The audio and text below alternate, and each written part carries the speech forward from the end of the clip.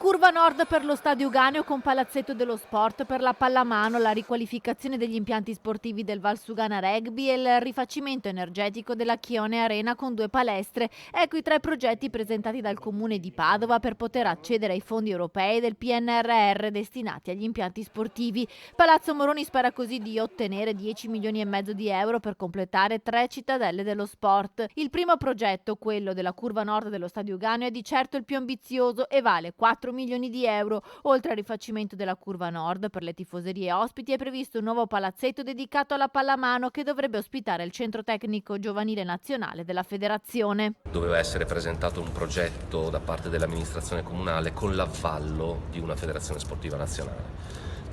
Ce ne sono 45 in Italia di federazioni sportive nazionali, per cui i comuni saranno 45 al massimo quelli destinatari di questi progetti, anche perché la federazione poteva appoggiare un progetto solo.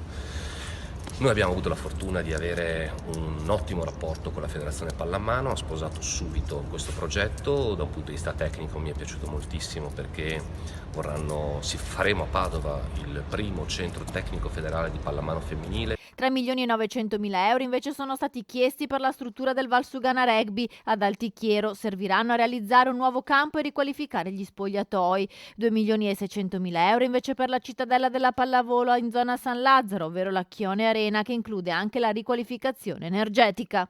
3 progetti importanti che possono essere finanziati, totale di 10 milioni e mezzo se non ricordo male. Vuol dire completare lo stadio, fare il Valsugana, comprare definitivamente questo e poi sistemare sotto l'aspetto energetico il Chione, che è un impianto decisamente importante. Sogno anche, spero, ma sono abbastanza tranquillo che con un caso Padova riusciamo anche a trovare qui del finale, fare un project finance per quanto riguarda l'impianto sportivo fatto da loro.